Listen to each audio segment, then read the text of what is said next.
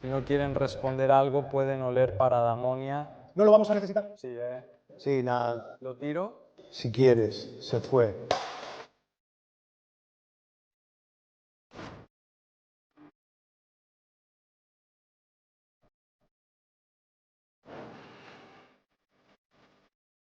Acabo de bajar del escenario.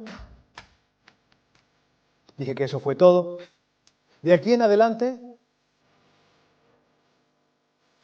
no voy a dejar que nadie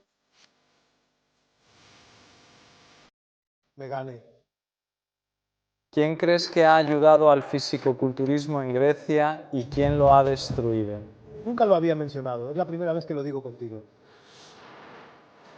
Así que es exclusivo.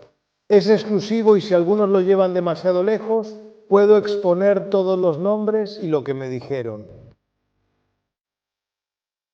¿Entiendes que estás en un error?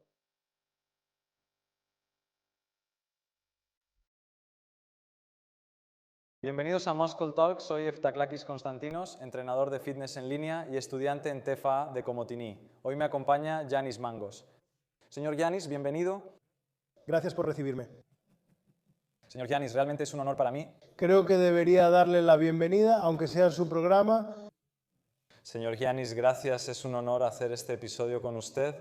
El honor es mío al hablar. Bueno, primero quiero mencionar que estamos en el gimnasio privado, que es un lugar nuevo. Sí, es un lugar nuevo. Veo que tienen Panata, Tecnogym y todo. Mira, es un lugar en el que quería que cuando entres entiendas que quien lo hizo soy yo. Entonces, cuando entras lo ves y entiendes que aquí venimos por otras cosas. Primero que nada, este es un espacio privado. Lo hice para mí, después de tantos años, para mí, para amigos, y era mi pasatiempo. Después de tantos años quería tener mi propio espacio y que tuviera una identidad. Para mí los gimnasios actuales, especialmente en Rodos, parecen cafeterías. Salones de belleza. Como quieran llamarlo. Yo quería hacer mi propio espacio.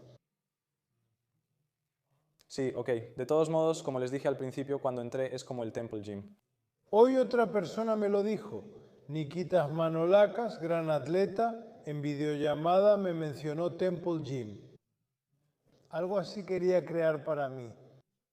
Deseo que mi espacio esté disponible para que mis amigos o quien quiera prepararse para una competencia pueda usarlo. En un lugar así, que aquí solo tienes para entrenar, entiendes que entras y aunque no tengas ganas, el lugar te las saca, te lo provoca. Bravo, el ambiente que quería crear, eso que me faltó todos estos años mientras competía, era esto. Sí, exactamente eso. Entonces, en caso de que haya personas viendo el episodio que tal vez no estén tan metidas en el culturismo hardcore o en el culturismo en general y no los conozcan, sí. ¿Podrían contarnos una introducción general sobre a qué se dedican actualmente? Y empecemos desde el principio, o sea, cómo entraron al mundo del deporte en general y luego al culturismo. Actualmente me dedico al coaching en línea y he preparado a varios atletas para competencias. No hablaré de mi carrera competitiva, ya es conocida y no tengo nada más que decir al respecto. Ese es mi trabajo personal, tengo otros trabajos en los que también estoy involucrado. ¿Cómo empecé en el fisicoculturismo? Antes era atleta de kickboxing y boxeo. ¿Cuándo empezaste entonces? Comencé en abril de 1999. ¿Y los deportes? Deporte desde los 13 años. Empecé con el kickboxing. En esa época estaban de moda las películas de Jean-Claude Van Damme y Rocky, así que fue algo que me atrapó. Comencé este deporte aquí, competí y después me pasé al boxeo. Y en el 99, en el 2000, o sea, como a los 20, justo cuando salí del ejército, y una cosa y otra, creo que sí, justo cuando salí del ejército. Tuve un conflicto con mi entrenador de ese entonces allá, dejé el deporte por completo, porque aquí en Rodas en ese tiempo no había ningún lugar donde pudieras practicarlo.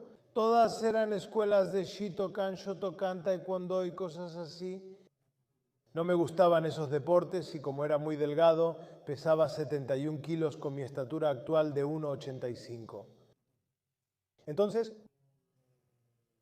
pero siempre compraba las revistas, tal vez hacía kickboxing, pero compraba las revistas, todo lo que tuviera que ver con el físico-culturismo, o sea, el muscle fitness, iba a unos puestos de revistas donde traían revistas americanas y la canadiense, la Muscle Development. Y las compraba y las admiraba. Así que cuando no tenía a dónde más ir, al día siguiente encontré un gimnasio y entré. Al que lo tenía, tal vez luego vea el programa, pero no ahora. Le dije que quería dedicarme al fisicoculturismo. El 99. Cuando entré y me vio un chavo de 71 kilos diciendo, ¿sabes qué? Quiero dedicarme al fisicoculturismo. Me dijo, oye amigo, ¿sabes entrenar? No, quiero aprender y quiero dedicarme a competir porque tenía lo competitivo en la sangre, todo lo que hacía quería hacerlo de manera competitiva. En ese entonces el fisicoculturismo era solo, digamos, de masas completas o había otras categorías también. En ese entonces el fisicoculturismo tenía categorías de fisicoculturismo y fitness. Mujeres y ya. No había categorías, no solo existía el fitness. El fitness era una categoría más ligera que el fisicoculturismo, relacionada tanto con el peso como con el... No llevaba traje de baño. Todos usaban el traje de baño de fisicoculturismo. No existía esto de aquí, todo esto que salió después son categorías de marketing, también hablaremos de ese tema. Así que de 71 kilos en 2004... Empecé mi primera preparación con 130 kilos. O sea, en 4 o 5 años casi había subido otros 70, casi 60 kilos. Bueno, ¿En ese entonces tenías entrenador o todo lo hacías solo? no tenía entrenador en ese entonces, solo yo, preguntando por todos lados, porque aunque ya había terminado, era la época de muchos, de Thanasi Kopsia y Giannis Hekini. Ellos te dieron la motivación, la inspiración, digamos. Mira, siempre tuve como ejemplo desde pequeño en mi infancia, porque vivía un poco cerca de mi casa, a Giannis Hekinis, porque imagínate, yo de niño salía y veía a Giannis, ¿de acuerdo? Medía 1,87 m, pesaba 100 kilos. He visto un video que es increíble. Sí, de acuerdo. Era como un modelo para nosotros aquí en Rodas. Después estaban Thanasis Kopsias, Vana Manolaki y la exesposa de Thanasis. Todos ellos ganaban títulos. ¿Y cuántos más? Manolis, Margaritis, Fotis, Margaritis. Pasaron muchos. Luego llegaron Nikitas y Manolakas. Rodas tiene gran historia en el fisicoculturismo, así que eso fue lo que me conquistó y en 2004 hice mi primera preparación y me preparé para las Wambas. El Mister Ellas... No, perdón, Namba Mepest, entonces era Namba Mepest en 2004. Subí al escenario y competí en la categoría pesada, pues mi meta era dedicarme al fisicoculturismo de esa categoría. ¿Qué edad tenías entonces? ¿No había juniors ni nada? Había juniors, pero los juniors eran hasta los 20. 19, 20, sí. Creo que ya llegó a 23. Pronto cumplirá 25 y dejará de ser junior. ¿Qué 23? 23 años tienen hombres y mujeres que compiten como junior. 23 años tienen mujeres con 2 hijos. ¿Qué junior? Bueno. Pero yo qué sé de juniors ahora. Bueno. Y me preparé ahí, fui con Mijalis Grisobergis, que está aquí en Rodas, y fui y él me preparó para mi primera competencia. Gané entre 7 participantes y fui al general. Con Panayotis, Chiotis y Vasilis Markoglou. Y empieza una batalla por el general, que te lo digo y hasta se me pone la piel de gallina en este momento. Imagínate, era la primera vez porque nunca antes había asistido a competencias. La primera vez que fui a una competencia también fue la primera vez que vi una competencia. Subí al escenario, gané y salí en la general con Panayotis, Chiotis y Vasilis Markoglou, quienes eran los más top. Comenzó una batalla general que duró más de 1 hora en el escenario y todos los presentes la recuerdan. El difunto Basilis, Grivas estaba ahí abajo, Tasos Mesalidis, mi amigo, Yorgos Kapetanakis, miembro del jurado, también fallecido, él también murió, Nikos Sigalas, eran muchos, muchos. Y se da una batalla en la que por primera vez nos sale un ganador general. Y suben al escenario y anuncian 3 ganadores generales. No se puede sacar un resultado. Hubo un caos ahí abajo. La primera competencia. Desde entonces los generales me persiguen. Desde el principio me mostró que ustedes en los generales tendrían el problema. Bueno, apenas bajé del escenario, dije que eso era todo. De aquí en adelante. No dejaré a nadie que me gane. Me propuse ganar lo más que pueda. ¿Qué te fascinó de este ámbito? Todo, absolutamente todo. Desde el olor en los vestidores hasta la premiación y el después. Una magia de la competencia. ¿Sabes cuál es después? Después de haber hecho toda esa dieta por tanto tiempo, vas a comer y esa sensación que tienes, esa emoción, es una adicción muy grande, eso que sientes después. Y en general, quería ser el mejor en Grecia y dejar mi huella en Grecia.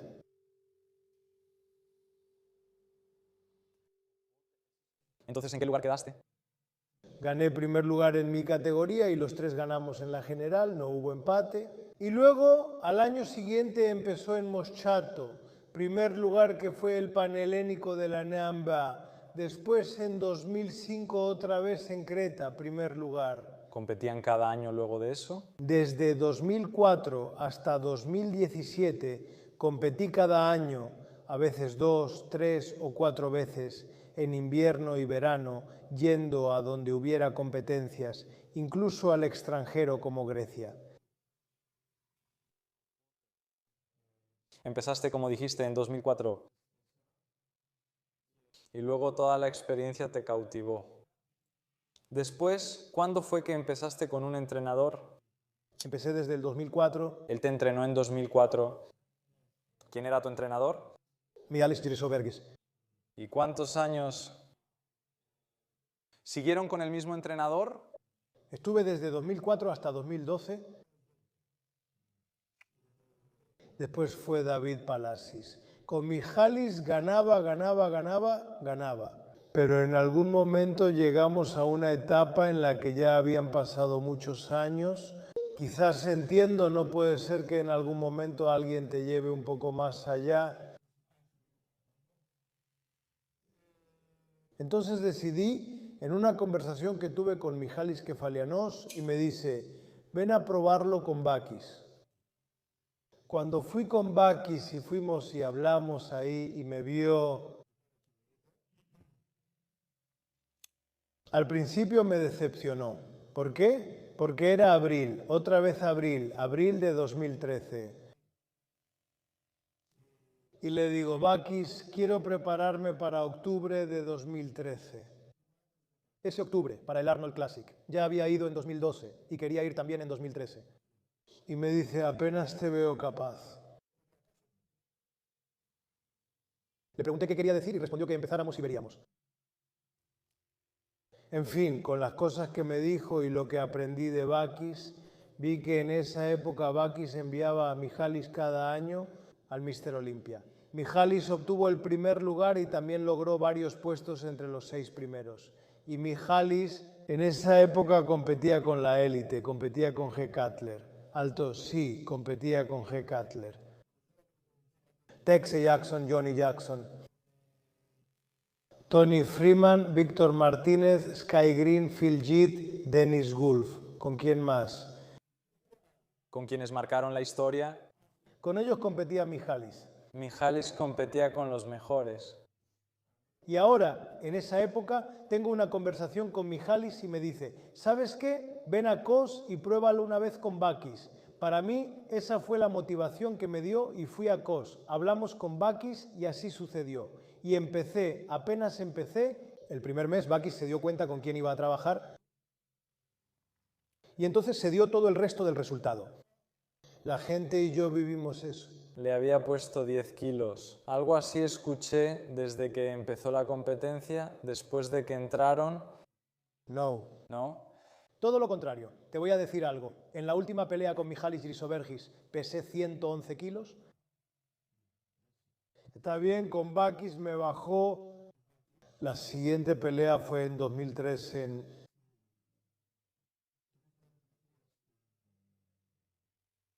en España para la máxima categoría.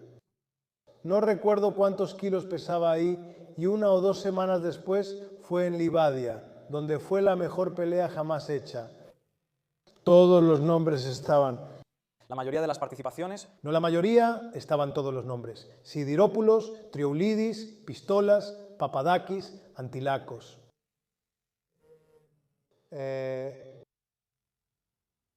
Lo mejor estaba ahí dentro, pese a todo lo que pasó y circulaba. Perdón, no recuerdo bien los nombres, solo mencioné los primeros que pensé, excepto Karamalakis. Karamalakis no estaba porque tuvo el accidente en esa época, iba a competir pero no lo hizo, solo subió al escenario. Recuerdo que un mes después de salir de cuidados intensivos recibió una copa en homenaje, aunque no compitió. Es el único atleta con el que no he competido, nunca hemos coincidido en el escenario, con Karamalakis y los demás sí. Ya hemos estado en el escenario, así que sería una oportunidad para compartirlo también con Manolis. Bueno, ahí bajé a 102 kilos, o sea, casi 9 kilos menos. Bakis trabajaba de una manera completamente diferente y luego empezamos. Subí de peso y llegué a 110, bajé a... En los partidos de Olimpias en Liverpool, Inglaterra, el día antes del combate pesaba 110 kilos. Ahí también competí contra Samson Dauda. Sí, lo he visto y le ganaste. No, le gané en el Mundial de 2004. Yo quedé en primer lugar, él en segundo, yo también había ganado el general y al año siguiente, en el 15, nos encontramos ahí y así salió, él quedó octavo, yo noveno. Una locura con Samson Dauda. ¿Dónde está ahora? Entonces, desde 2004... En general... Durante todo el periodo en que competías, ¿usabas esteroides? Por supuesto, empecé a usar esteroides incluso antes del 2001. Hasta el 2018. Quiero que me cuentes un poco sobre la parte competitiva y el deporte de alto rendimiento en general. ¿Cómo es la situación? ¿Qué significa que un atleta de fisicoculturismo use esteroides? Al principio no te das cuenta, lo que sientes es que primero te sube la autoestima. Bueno, para ser honestos, pero con el tiempo, con el paso de los años, te convierte en otra persona, te cambia el carácter, te cambia las manías. Y según tu tipo de persona, te lo multiplica.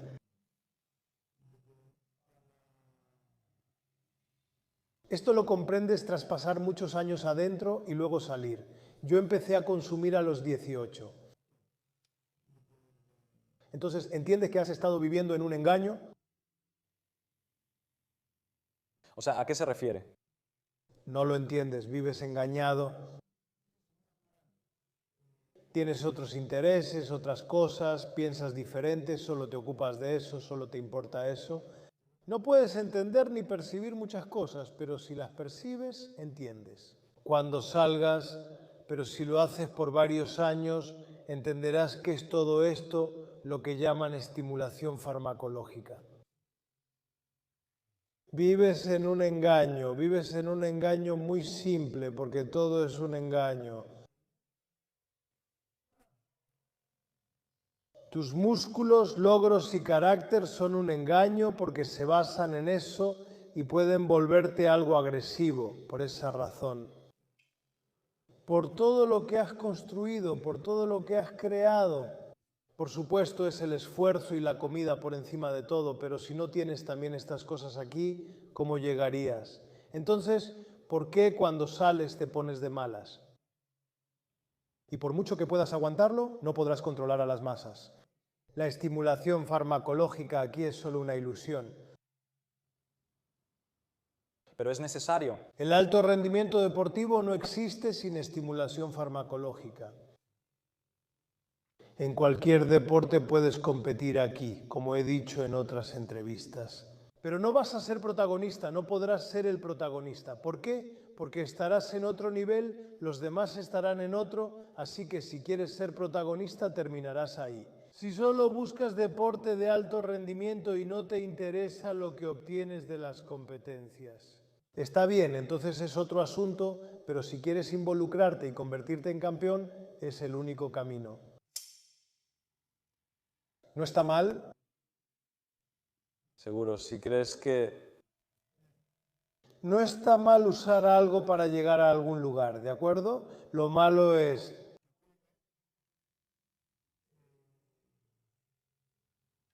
todo lo que seguirá después, ¿cómo lo vas a hacer? ¿Con qué cuidado lo vas a hacer? ¿Y cuánta importancia le vas a dar? O sea, si le das importancia, eso es volverte dependiente. En mi idioma lo llamo estar quemado, quemas tus células cerebrales. Si haces esto, entonces esto te llevará a otro lado. Si tiene riesgos, sí tiene riesgos, pero si puedes hacerlo bien, con la guía correcta, ahora me vas a preguntar, ¿de quién será la guía correcta? Bueno, y que al menos puedas involucrarte en una competencia y dedicarte a lo competitivo. No te estoy hablando de playas. Y si puedes cuidar tus exámenes y todo lo que hay detrás de eso, entonces puedes hacerlo. Debes ser serio al seguir este camino. Sí, debes poder hacerlo en un grado que sea seguro, pero más allá de eso nunca es 100% seguro. Porque nadie hace algo para hacerse daño a sí mismo. Todos hacemos algo y decimos que no nos va a pasar a nosotros. Está bien, yo tengo cuidado, pero de lo que dices, ¿qué porcentaje realmente lo haces? Todo esto es un círculo vicioso y por lo que veo, ahora ya se ha vuelto una moda. O sea, yo digo que la nueva plaga de las drogas son los anabólicos, porque los anabólicos ya forman parte del estilo de vida. En este momento son menos los que usan anabólicos para competir y más los que los usan para sesiones de fotos. Instagram, TikTok porque vende y también para las vacaciones de verano en Mykonos o donde quieras. Así que esos son muchos más, hasta el triple, que los que se dedican a las competencias.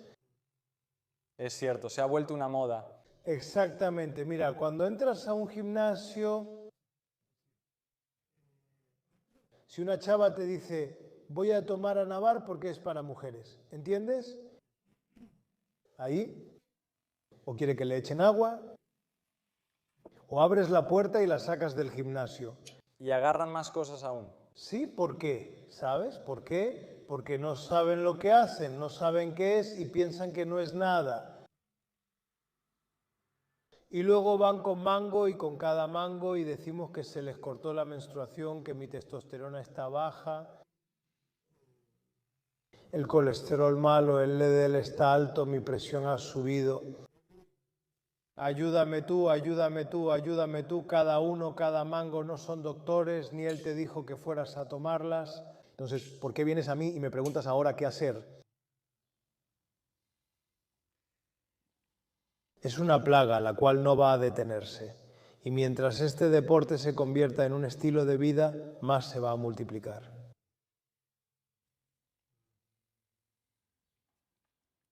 Quiero que me cuente un poco ahora sobre la parte competitiva de su carrera, digamos. Quiero que me diga cuándo fue el momento en que sintió que estuvo cerca de conseguir la tarjeta.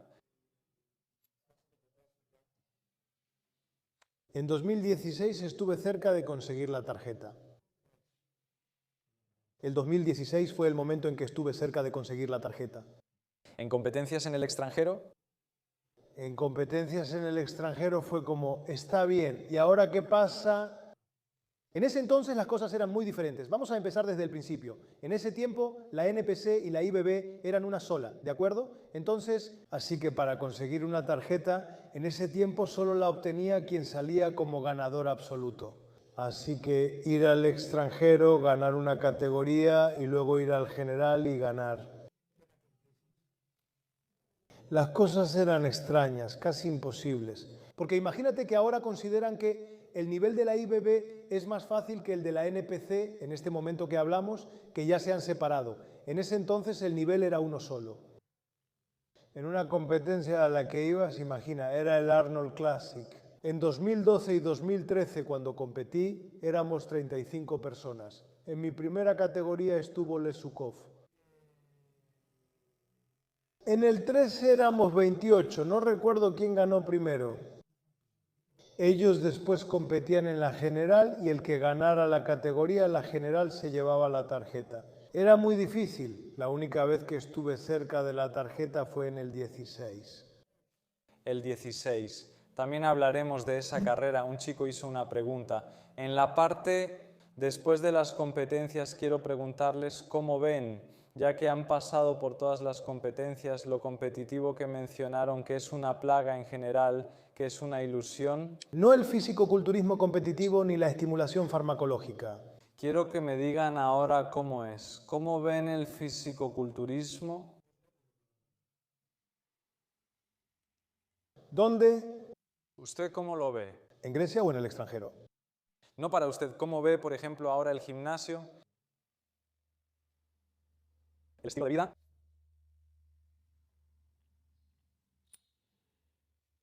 Hablemos de lo positivo. Ahora el acceso a los gimnasios está abierto.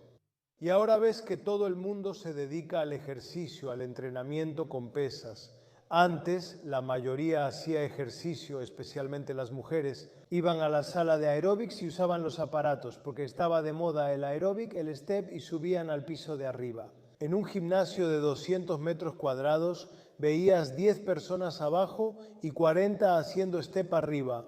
Ahora las mujeres también entrenan, con las pesas, con las resistencias, así que ahora también hay más jóvenes que se han metido. Eso es lo bueno. Ahora la gente puede dedicarse a esto porque se abrió el camino, pero lo que falta es la orientación. ¿Cómo debe verlo alguien que quiere dedicarse al fisicoculturismo? ¿Qué quiero decirte con esto? Han confundido los entrenamientos, han confundido las dietas. En general han confundido muchas cosas, o sea, vamos a empezar por el entrenamiento. Ves algunos ejercicios, de repente se han puesto de moda, está bien y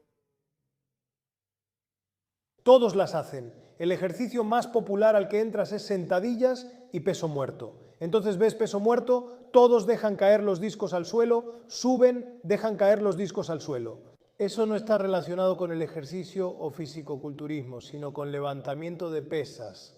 Está bien, viene del CrossFit, que tampoco es un deporte, es el rendimiento de un atleta, pero lo hicieron deporte, así que no es un entrenamiento de fisicoculturismo. Hacer ejercicio para aumentar la masa muscular tiene que ver con la resistencia en todo el rango de movimiento. Primero vemos eso y pasamos al siguiente punto, la alimentación. Pero la han confundido mezclando las dietas que debe seguir un fisicoculturista. Probar está bien, pero para lo competitivo está bien. Prueban la dieta keto, prueban el ayuno, prueban cosas extrañas y al final la mayoría termina con el arroz, pollo, pescado, papa, huevos, etc. Bueno, igual. Ahora abordaremos eso. Lo demás trata sobre suplementos y estimulación farmacológica. Y ahí lo han mezclado todo. Y ahí lo han mezclado todo, así que han confundido todo dentro del gimnasio. Está bien que la gente vaya, pero no todos saben distinguir. O sea, la mitad del entrenamiento de alguien es de un levantador de pesas y la otra mitad es de un powerlifter. Y al final incluye ejercicios de concentración. Y todo eso que puede ser útil para alguien que se dedica al fisicoculturismo. Exactamente lo que quiere hacer, así que no hay una guía específica. Está bien que lo vean abiertamente a través de las redes sociales, pero copiar algunas cosas que te ayuden, que te den motivación. Para copiar un entrenamiento tienes que ser la persona que hace ese entrenamiento, así que no empiezas de la manera correcta. Alguien debe mostrarte eso. Los gimnasios carecen de esto. Dentro de los gimnasios no existe la posibilidad de que alguien vaya y reciba una guía adecuada.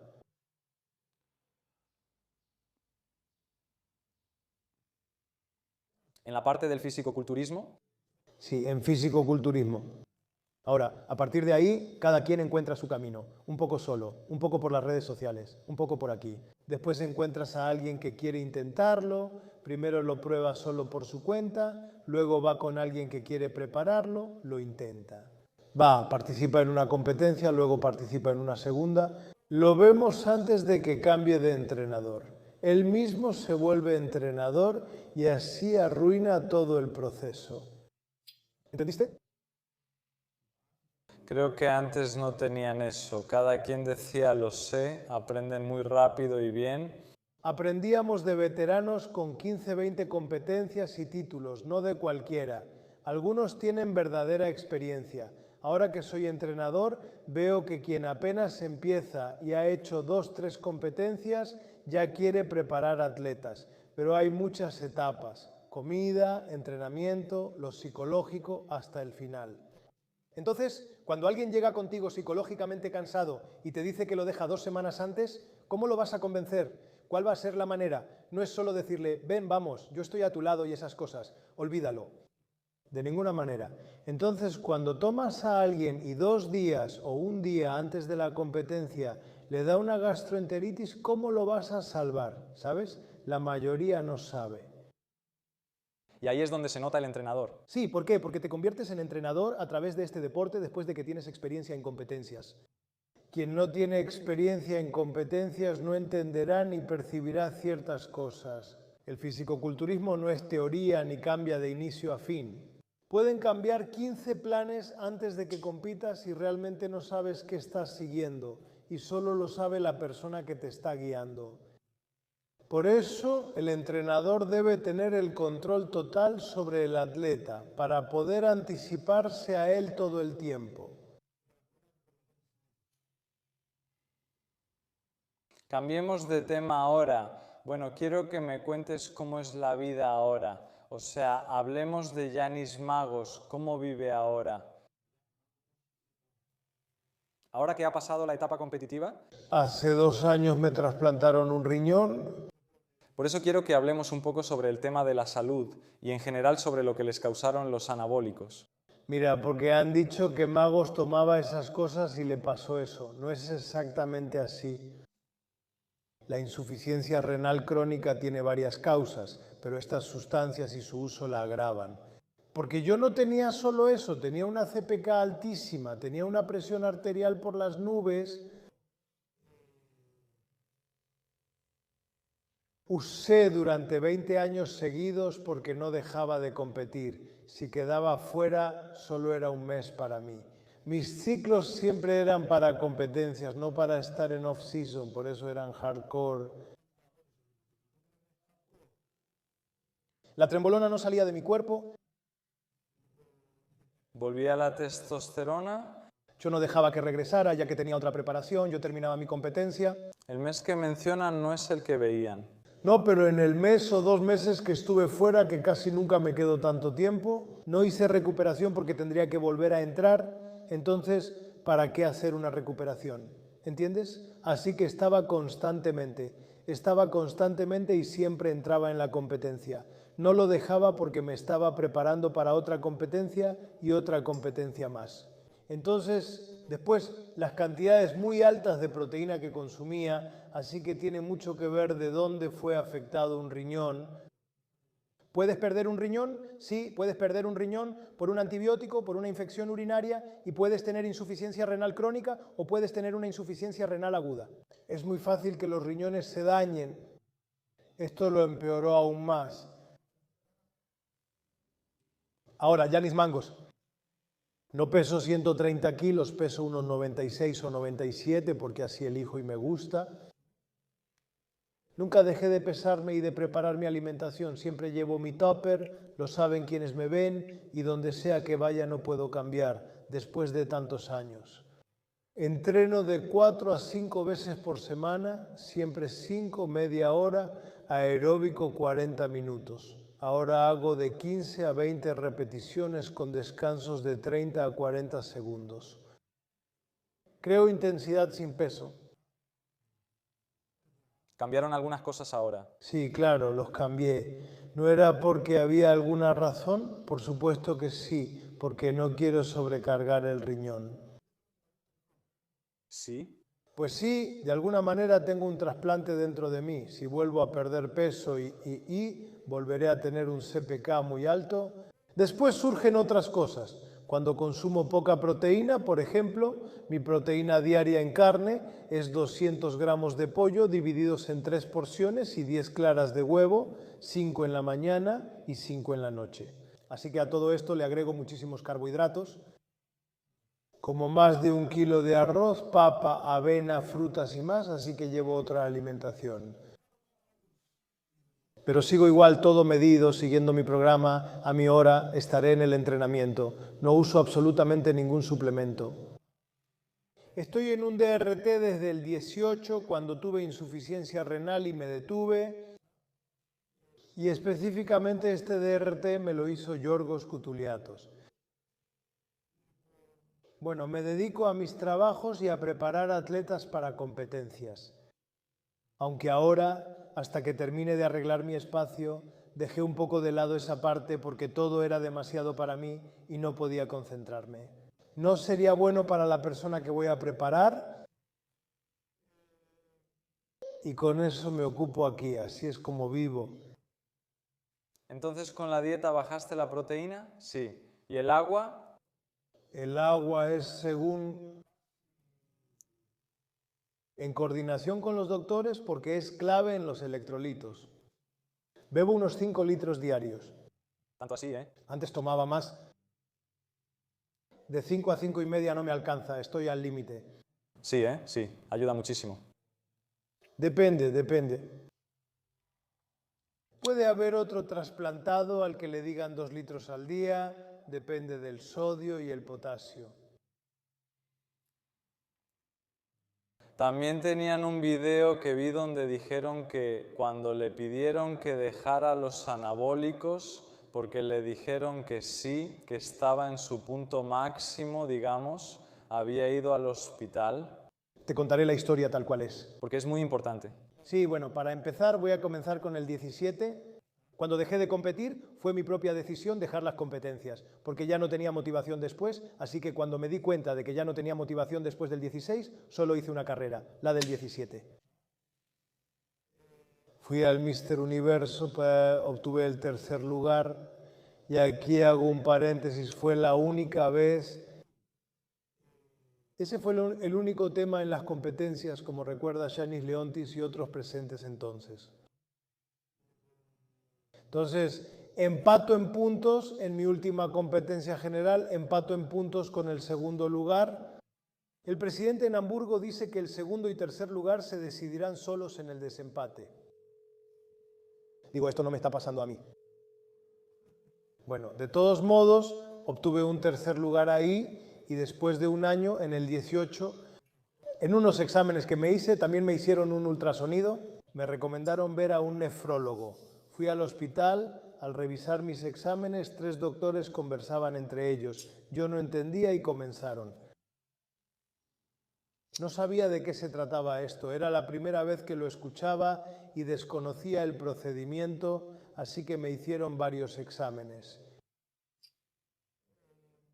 Quería hacer yo un ciclo, así por mi cuenta y eso. Empecé una semana, pero algo dentro de mí me decía, Yanis, no lo hagas, así que tuve que parar. ¿Cómo paré?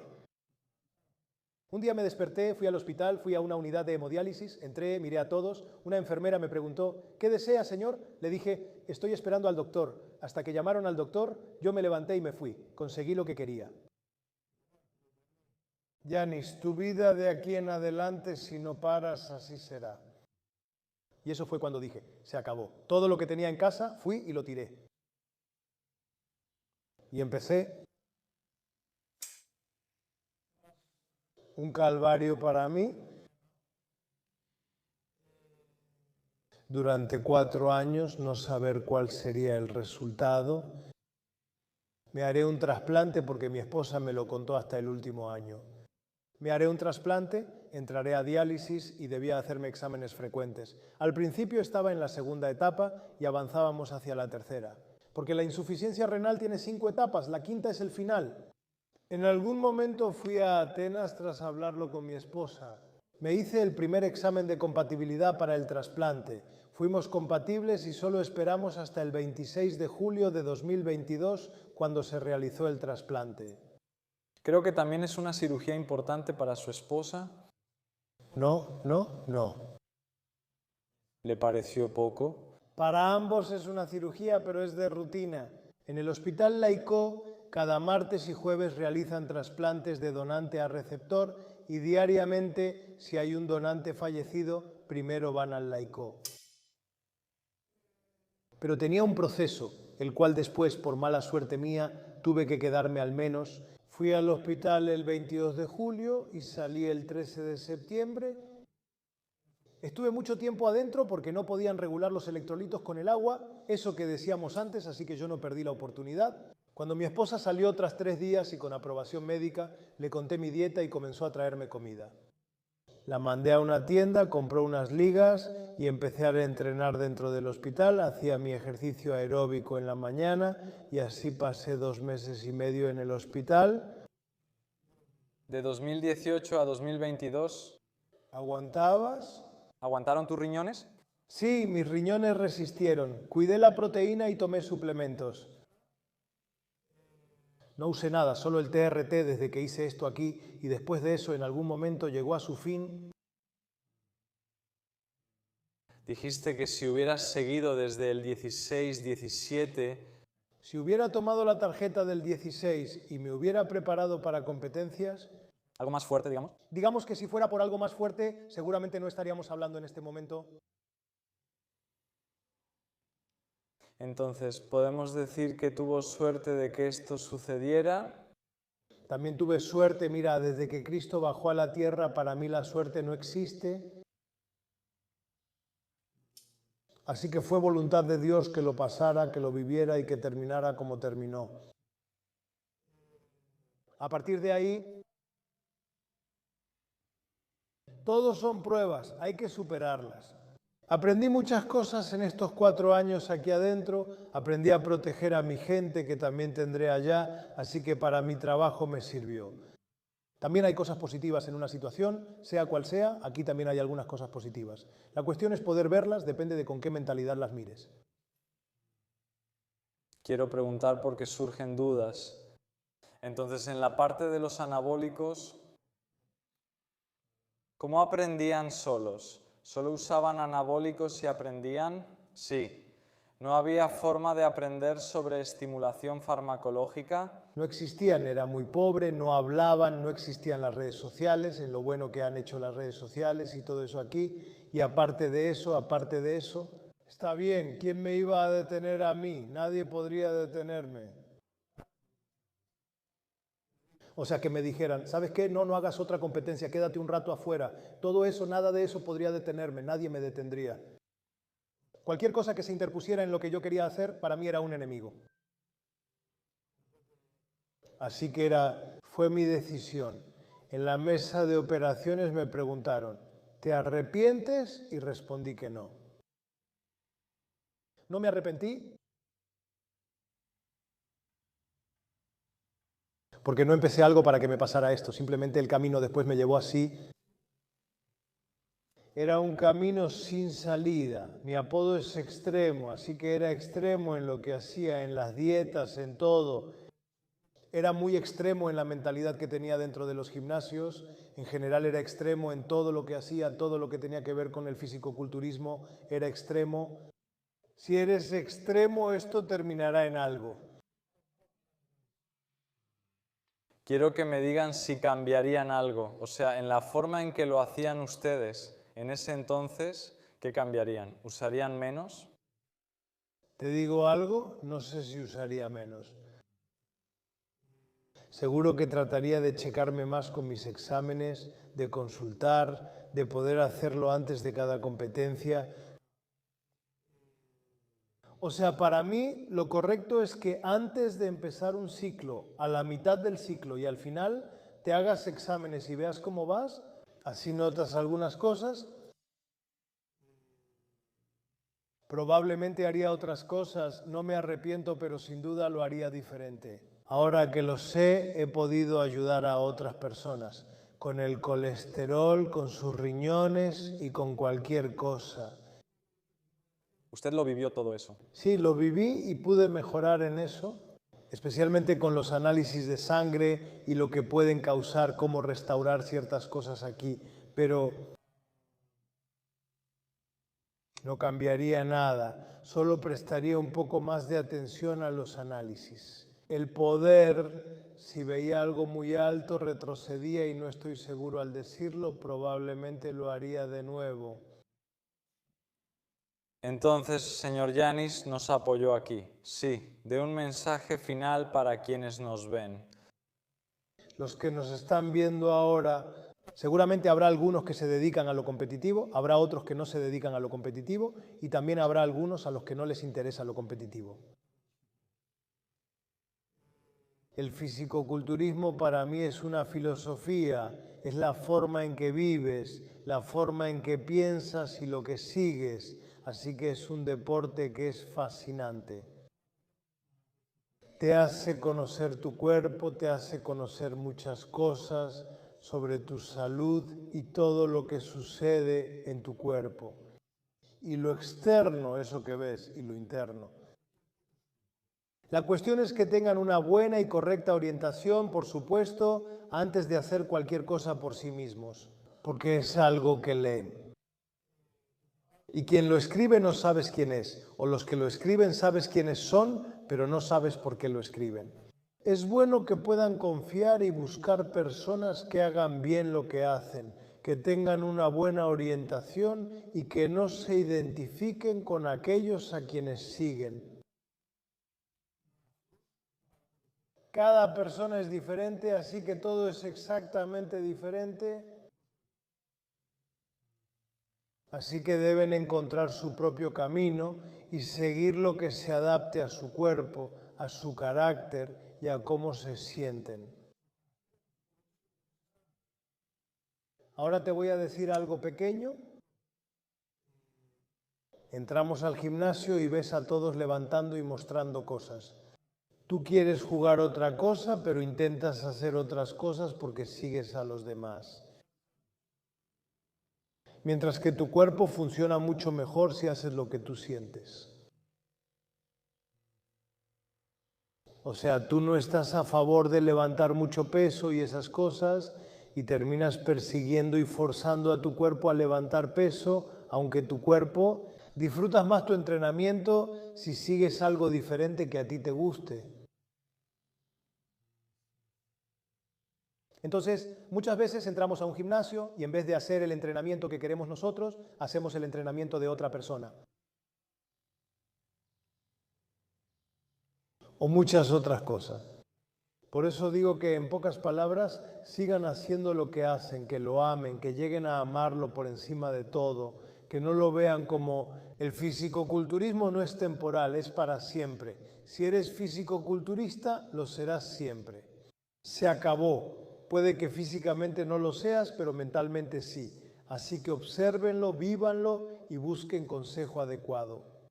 ¿Saben quiénes son las personas correctas? Porque muchos preguntarán ahora quiénes son los correctos. ¿Saben quiénes son las personas correctas? La cuestión es que tengan el valor y aprendan de ellos.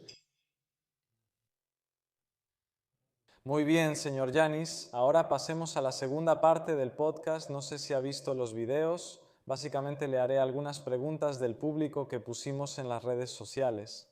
Son preguntas difíciles. Vamos a ver. Debe responder, pero si no quiere puede oler. No lo vamos a necesitar. ¿Sí, Sí, lo tiro. Si quieres. Se fue. Bueno, vamos ahora. Bueno, primera pregunta dice: si pudiéramos regresar el tiempo manteniendo la experiencia que tienes ahora, ¿volverías a hacer fisicoculturismo con la misma pasión que tenías dentro de ti? Por supuesto. ¿O seguirías otro camino después de todo lo que has visto? Por supuesto. Claro, como mencionaste antes. Pero la llama no ha salido. Eso es seguro, sí, nunca se va, creo. Otros se aburren, yo no. Vamos a la siguiente. ¿Podemos lograr que el fisicoculturismo sea común en Grecia, con clubes y academias donde los padres quieran inscribir a sus hijos? Por supuesto que existe, por eso está la POSD, la Federación Panhelénica de Fisicoculturismo. Por eso. También tengo el primer club en la zona oeste, ahora Club Deportivo de Fisicoculturismo. Los atletas que compiten en campeonatos nacionales de la POSD lo hacen con sus clubes. Por eso la POSD creó la Escuela de Entrenadores. Entrenador que se dedica al fisicoculturismo. Así que cuando abres un gimnasio o un club, ese club debe tener también un entrenador de fisicoculturismo. Está bien, entonces alguien puede traer fácilmente a su hijo y decirle, ¿sabes qué? Quiero que se dedique a esto. Por eso existe Wanda y los controles, como se ha visto en competencias donde fui juez y Wanda tomó muestras. Entonces, ¿cómo se hace una inscripción? ¿Les envían un mensaje? Hay muchos atletas que me dicen que quieren competir en tal competencia de la POSDE, así que me hacen una inscripción a mí en mi propio club. Les hago la ficha en la POSDE y compiten con el club. Existen muchas sanciones para el club y el atleta por diversas razones. Es decir, si yo le debo a la federación, no he pagado, había una cuota anual y no la he saldado, mis atletas del club no pueden participar en ninguna competencia.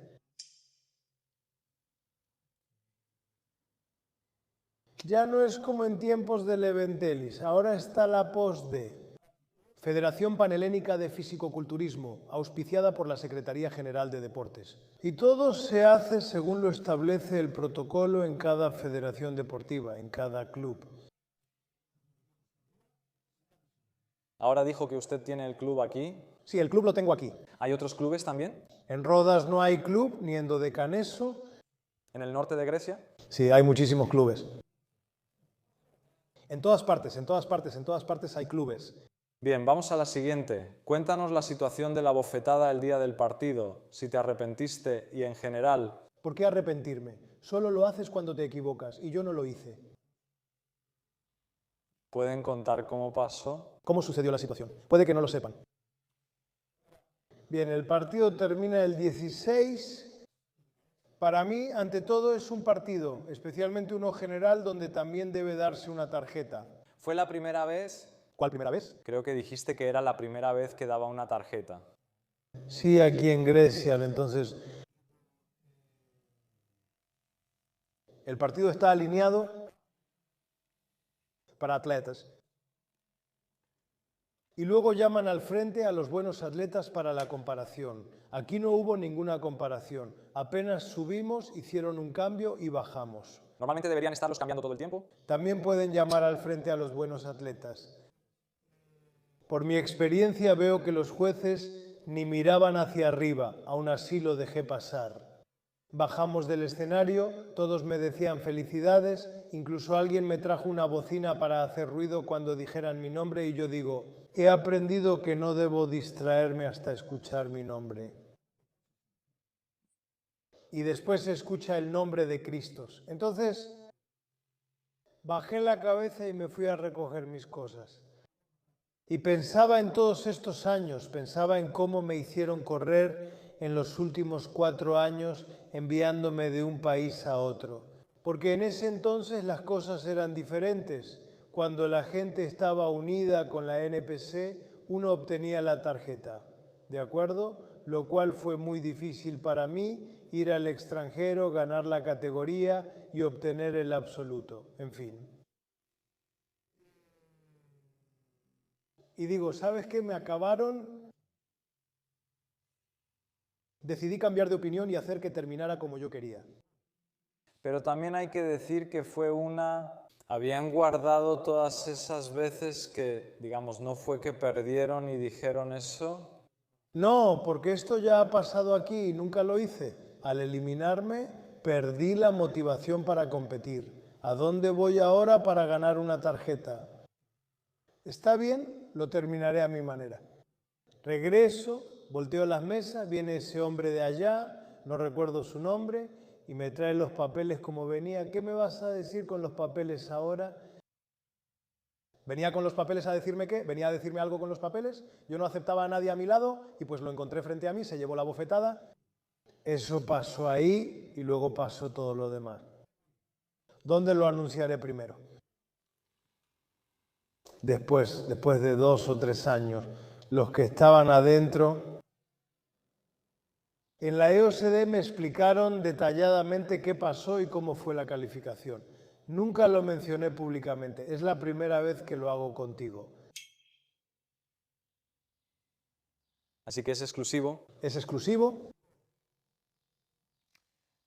Si alguien se excede, puedo revelar nombres y lo que me dijeron. ¿Cómo pasó, qué pasó y quiénes metieron mano? Pero fuera de eso no me importó. O sea, si ahora me preguntas si me importa o no, no me importa. No pasó en ese momento, no me importa. Lo borré, eso ya terminó. ¿Entonces no te arrepentiste? Para nada nos arrepentimos. Te arrepientes de los errores. Sí, exactamente eso. Vamos a la siguiente. ¿Es posible preparación competitiva con dieta carnívora, keto u otros métodos? Mira, puedes hacer de todo, incluso puedes hacerlo solo con agua, puedes hacerlo si puedes aguantar. La cuestión es cuánto vas a aguantar y en el futuro cuánto vas a poder soportar estas cosas. El tipo de alimentos y dieta es que puedes todo, incluso puedes hacerlo solo con agua, si quieres hacerlo de manera competitiva, hazlo si aguantas. La cuestión es a largo plazo. Si quieres probar una competencia con ayuno, keto o carnívora, está bien, pero después, ¿qué sucede? Señor Yanis, quiero que me diga cuál fue el mayor peso que levantó en los ejercicios básicos. Mira, press de banca inclinado en banco libre fue en 2005, 200 kilos para 7 repeticiones en 2005. ¿Después paraste? No. Después, mientras seguía el deporte y competía en carreras, empecé a tener miedo de lesionarme. Por eso nunca tuve ninguna lesión en toda mi carrera deportiva. Tenía mucho cuidado, ese era mi mayor miedo. En las sentadillas siempre llegaba hasta la sentadilla profunda, porque a mí siempre me gustaron las sentadillas profundas, hasta 248. Ahí sí. Entonces, peso muerto. No la trabajaba, nunca la trabajaba, o sea, sí la trabajaba, pero siempre la hacía como el último ejercicio, cuando la hacía para la espalda, y siempre me gustaba hacerla con 10, 12, 15 repeticiones. Así que el peso podía ser 100, 120, 80 kilos. Solo quería hacer ejercicio. Sí. Entiendo. Entonces, vamos a la siguiente. ¿Cuántos kilos pesaste fuera de temporada? 142. 142 kilos. Yo estaba en Canadá en ese entonces y en esa época fue un trimestre, 3 meses que estuve en Canadá, ahí me entrenó Darren Oliver, entrenador de Ben Pakulski, y ahora Mike Van Wyk, famoso en YouTube como entrenador, son muy seguidos. Bueno, ese era el entrenador al que iba y que me entrenaba ahí. Ahí, en Canadá pesaba entre 132 y 133 kilos, luego subía a 142 kilos. Situaciones extremas. ¿Cómo fue? Muy inteligente, especialmente con la comida. O sea, estaba en una etapa en la que el almuerzo lo comía en 2 partes. O sea, comía la mitad y salía de la casa y tenía un pasillo muy grande. Caminaba unos 10 minutos y luego continuaba con el resto y me daba ansiedad. Mucho estrés. Solo comida limpia, nada más. Tenía muchísimo estrés. Cuando era hora de la siguiente comida, o sea, justo cuando era el momento de la siguiente comida, poco a poco mi estómago se cerraba. Un día se dio cuenta, te lo digo ahora, fue un desayuno extremo esa mañana. 8 huevos fritos enteros, 200 gramos de avena, 4 rebanadas de pan y 30 gramos de mantequilla de almendra. Ese era el desayuno y luego seguía así. Fue difícil, pero logré ese peso. Siguiente pregunta. ¿Cómo se sintió en su primera pelea? Ya lo dije antes, es mágico entrar a un escenario con gente, con atletas, con buenos atletas y ganar y que se impresionen. O sea, en algún momento cuando bajé del escenario, porque no me habían visto antes, ya que fui el primer atleta que apareció con cortes en los glúteos, en ese entonces los cortes en los glúteos en Grecia eran algo así. ¿Era difícil lograrlo? Difícil, o sea, sí. Y yo subo al escenario y veo a alguien que aparece con cortes en los glúteos en una categoría alta, en ese entonces en una categoría antigua. Al bajar me preguntan si soy compatriota. Pensaban que había venido del extranjero, pero les digo que soy de Rodas. Todo eso fue una magia que te vuelve adicto. Y si ya lo tienes un poco, sigues, era increíble. Todas mis competencias. No tuve en mi primera competencia, sentía la misma magia en cada competencia. Por eso en cada competencia para la que me preparaba. Para mí era una competencia y preparación especial. Y decía que lo hacía como si fuera mi primera y mi última competencia, lo hacía con el mismo entusiasmo con el que hice mi primera competencia. Quiero que me respondan una pregunta que es bastante buena. ¿Quién creen que ha ayudado al fisicoculturismo en Grecia y quién lo ha destruido? Bueno, para mí muchas personas han ayudado al fisicoculturismo en Grecia. Voy a mencionar algunos, pero ¿Quién ha dado, digamos, lo más? te lo diré. Cada uno está de su lado, ¿de acuerdo? También está Tassos Kolimpionis de su lado. Está Kostas Stamatis. Tassos Misailidis. Te estoy mencionando ahora nombres de personas que han dado dinero para arreglar partidos y que ya están involucradas. Eso demuestra un amor sin que tengan absolutamente ningún beneficio. ¿De acuerdo? Tassos Kolimpionis tomó una federación destrozada y la reconstruyó desde cero, que sea correcta y que sea como debe ser y que corresponda al ámbito deportivo. La destrucción del fisicoculturismo griego. ¿Hay alguna razón específica? Muchas razones, lo arruinó todo. Hay muchas razones, ¿no? Por dónde empezar y por dónde terminar. Empecemos por la explotación financiera de los atletas, empecemos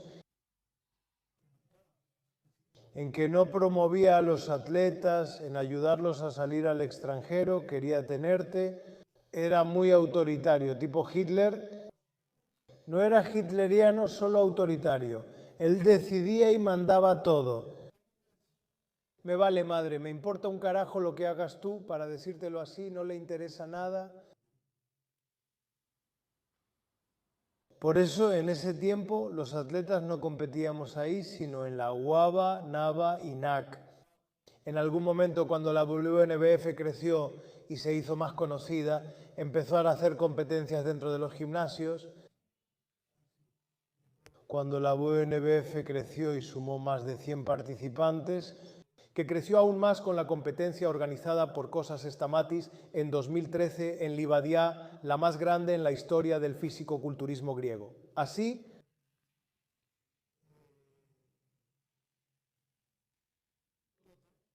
entonces también mostró su verdadero rostro. No hablaré de mí, una tarjeta ni nada más. En general, la forma en que trabajaba con los atletas alejaba a los atletas de este deporte, no estaba cerca del atleta, estaba en contra del atleta.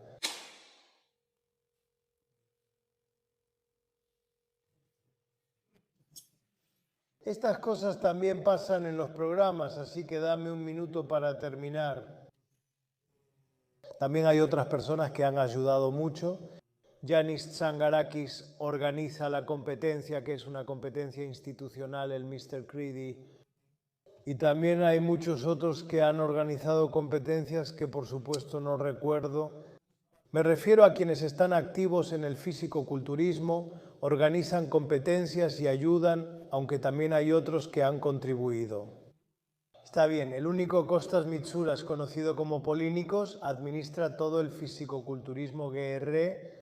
O sea, todos esperábamos de él está presente en las competencias, va a hacer reportajes en todas las competencias, de él esperábamos todos que salieran las primeras fotos de las competencias. Es un chavo excepcional, ha trabajado mucho y no se nota. Y si nos sentamos ahora, te los diré uno por uno y los recordaré, cada quien desde su lado, todos han contribuido en esta parte. Sí, vamos a la siguiente. Bueno, ¿cómo combinabas el fisicoculturismo con el trabajo nocturno? Muy simple, el cuerpo es como lo acostumbras. Yo me había acostumbrado a trabajar de noche, a no dormir y no dormía en la mañana. Mi sueño era a las 6. Llegaba a la casa en la mañana, 5:30 o 6, dormía, me levantaba a las 9:30 de la mañana, así que dormía 3 horas y media en total. Me levantaba. Comía, preparaba mis comidas, me iba a las 11 a la playa, tomaba un café para despertarme y también me bañaba. Después iba al entrenamiento como a la 1, 1:30, y luego, cuando terminaba, iba a la casa a comer, a dormir, y me despertaba, comía, me despertaba, comía, hasta que daban las 12 para irme a mi trabajo. Eso lo aprendí y lo hice aquí por 20 años. Cuando acostumbras a tu cuerpo a algo, aprende y se adapta a lo que haces. Sí, bueno, vamos a la siguiente. ¿Qué les falta hoy a los culturistas actuales? Pregunta. Y como también eres juez, también lo escribe. ¿Cómo ves a los atletas y las competencias? ¿Qué les falta a los culturistas de hoy? Creo que lo primero y más importante es la humildad. Empezamos por eso. ¿Qué observo como juez en las competencias? No veo atletas, solo coleccionistas de medallas. ¿A qué me refiero? Empieza el Men Physique, vemos la categoría, vamos al Clash of Physiques, volvemos a ver a los mismos atletas que se han quitado la bermuda y se han puesto el traje de baño del Clash of Physiques. Revisamos las categorías de fisicoculturismo y vemos a los mismos atletas nuevamente. Compiten según su categoría y peso.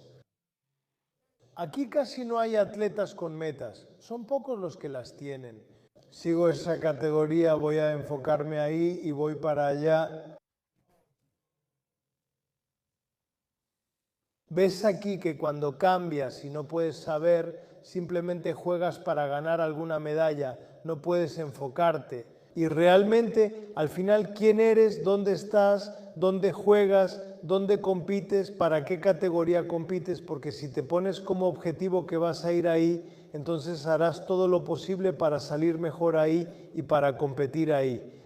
Pero cuando tú intentas competir en cada categoría, entonces simplemente haces una preparación, no tienes un objetivo, solo aprendes algunas poses en cada categoría y simplemente vas ahí y participas. Pero cuando vas al extranjero te quedas con una sola categoría porque ahí tienes miedo y ¿sabes qué? Incluso en esa categoría en la que participas y das lo mejor, no ganas nada, porque la mayoría no ha ganado nada. Este tipo de atletas, ¿no? Que son muchos. ¿Sabes por qué? Porque no están adecuadamente preparados. Entonces tienes que ver cuál es la pose. Tienes que ver cómo debes entrenar para esta categoría, qué puntos debes mejorar, qué posturas debes mejorar para esta categoría. Todo es cuestión de método. Cuando no tienes un método, ¿cómo vas a avanzar? Luego veo que los entrenadores no enseñan lo básico. La esencia básica de este deporte es la apariencia. Todo lo que hacemos o decimos es sobre cómo nos vemos, ¿cierto? Así que es inaceptable que un atleta venga a la competencia y no sepa cómo pararse y posar. Es lamentable. Ni siquiera quiero verlo, lo considero... Porque todos piensan que la preparación para una competencia es solo la dieta y el entrenamiento, pero después, en la competencia, ¿cómo posar si no puedes mostrar tu trabajo y no sabes cómo hacerlo? Entonces eres. Así que cuando veo personas que no pueden posar o tiemblan o lo que sea, no puedo juzgar, o sea, me da risa y tristeza al mismo tiempo.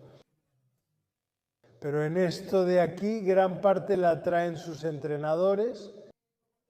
Yo estaba operado en el hospital con un trasplante y tenía a 4 personas a las que estaba preparando para el Míster Odisea y les hacía poses en línea dentro del hospital. Eso no es extremo, es lo correcto. Si me comprometo a prepararte, me hago cargo de todo, ¿no? ¿Cómo te dejaría en lo básico? Esa es la parte básica. Eso que vas a mostrar, la perspectiva. ¿Y cuál era la otra pregunta que me dijiste? ¿Cómo ves a los de hoy y cómo como juez? ¿Cómo ves a los atletas? Señor Yanis, hay otra pregunta que han hecho. Preguntan cómo es convivir y que ambos hagan fisicoculturismo, tanto competitivo como en general el estilo de vida. Mira, tiene sus cosas buenas y tiene sus cosas malas. Las malas, las feas. Lo bueno es que tienen los mismos objetivos en común y los mismos intereses en común. O sea, no es la típica chica que cuando tú estás en una etapa de dieta, ella quiere salir en la noche a comer y luego en la mañana cuando salga o al día siguiente, el domingo cuando se despierte, quiere que vayan a restaurantes a comer. ¿Entiendes? Entonces te alejas de esa parte, puedes platicar con él, puede entenderte porque hace lo mismo. ¿Entiendes? Así como yo y ella. Eso significa ser esposo. Ahora, cuando hay una lucha en común, en la casa hay tensión. Porque por la dieta, por las sustancias, entonces se crea un ambiente así como un poco extraño. Por eso durante todos estos años con Boula, siempre que estaba en una época de competencia, me quedaba en casa de mis padres, pasábamos el día juntos, pero mi comida y mis cosas eran aparte. A veces quería estar solo, así que iba a casa de mis padres, preparaba mi comida y todo lo necesario para evitar conflictos. Por eso lo logramos. Sí, porque era perfeccionista y extremo en todo, me molestaba incluso que no tuvieran mi comida a tiempo, no quería retrasos, ¿entiendes? Bula, en cambio, tenía otras estrategias que quería hacer. Por eso no entrenamos juntos. No entrenábamos juntos con Bula. Bula hacía un entrenamiento diferente, yo hacía otro, ¿entiendes? Bula tenía diferentes horarios, yo otros. Así que lo equilibrábamos todo de esa manera. De cualquier modo, era mi mano derecha en competencias. Eso quería preguntar ahora. ¿Sin Bula habrías podido llegar hasta donde llegaste? Mira, déjame decirte algo. No lo sé. Conocer a Bula y nuestra relación me dio otra motivación, ya que mi esposa también lo hace. Ir aún más adelante y dejarme llevar aún más por esto. Pero no sé hasta qué punto eso me hizo bien o mal en mi carácter durante ese periodo. Y en que tal vez, por supuesto, en esta parte del fisicoculturismo tuve éxito, pero tal vez fracasé en algunas otras cosas. Ahora, una pregunta extra y la última. ¿Qué consejo le darías a los nuevos fisicoculturistas, tanto en la parte del posing como en el tema de los medicamentos? Digamos, de 20 años, Que apenas están entrando al fisicoculturismo. ¿debo aconsejar a fisicoculturistas o a quienes inician? Ya preguntamos antes qué consejo daría a la nueva generación. Sí, a los nuevos fisicoculturistas, o sea, en la parte de que compiten en torneos. Bien, por encima de todo, humildad. El hecho de que hayas competido en una o dos competencias no significa que seas el mejor ni que lo seas todo. Simplemente fue tu día. Lo importante en el fisicoculturismo no es la competencia, sino cuánto tiempo te mantienes como campeón. Esa una o dos competencias que ganaste, ese día pocos participaron, quizá tú estabas en forma y los demás no, hubo pocas inscripciones. Todo eso influye. Tu condición física y lo que demuestras te hace campeón. Así que humildad, cabeza abajo y a trabajar porque no están trabajando. La nueva generación es muy floja para que me entiendas. Tampoco soy tan viejo. En casi todos los partidos que jugué, la mayoría, como Pistolas y Pantelis, estaban y jugamos juntos. Alimpakis y Astraf estaban ahí, igual que todos en los partidos en los que estuve en el 17. Dejé de jugar hace 6 años. Bueno, ¿qué pasa? Simplemente empecé muy temprano. Que se esfuercen y vean la esencia. Que tengan objetivos claros, porque solo cuando tienes un objetivo claro puedes ver los pasos correctos. Si solo buscas empezar y ver hasta dónde llegas, nunca dejarás el medicamento. Siempre harás cosas extremas, debes tener objetivos. Después de terminar una competencia, un culturista nuevo, después de terminar una competencia, luego debes ver cómo es la desintoxicación, hacer exámenes y confirmar que todo esté normal. Si no han vuelto a la normalidad, es inválido totalmente y peligroso empezar algo así. Que aprendan a mantenerse fuera, es necesario estar fuera, porque mientras más tiempo te mantengas fuera y sigas tu dieta y tu entrenamiento, mejor responderá tu cuerpo cuando empieces. Pero debes quedarte el tiempo que sea necesario. A partir de ahí, que aprendan a tener hambre, que aprendan a hacer dietas, porque está bien que vean, pero ¿sabes qué pasa? Al final, la mayoría, porque no lo dicen y ya lo mencioné antes, terminan en viejas situaciones que dicen que para mí no existen dietas antiguas ni viejas formas de alimentarse. Perdón, ¿el pescado, la papa o el pollo con arroz es lo viejo? La verdad no entiendo. Samson Dauda subía esas comidas antes de ir al Mr. Olympia, Jesse Jackson subía esas comidas, Jay Cutler subía esos platillos, Kevin Lebrone subía esos platillos. Entonces, ¿por qué yo debería sentarme a escuchar a cualquiera aquí en Grecia que solo agarró una camarita y esto aquí y habla de cuáles son las dietas correctas y que el arroz no sirve y que la avena no sirve y que nada sirve y que así lo vamos a hacer? ¿Por qué seguirlo a él y no a alguien que es un ejemplo y ha conquistado el mundo? Tal vez tienen malos ejemplos y siguen a personas equivocadas. Así que es mejor que hagan una revisión de lo que quieren, de cómo deben avanzar y luego que hagan un reinicio y empiecen de una manera un poco más correcta. Pero sobre todo, si no hay humildad, cabeza abajo y seguir adelante. Y tener un objetivo. Entonces algo no está funcionando. Bueno, creo que nos cubriste. El episodio ya lleva más de 1 hora y media, así que muchas gracias. Gracias a ti. Fue un episodio intenso.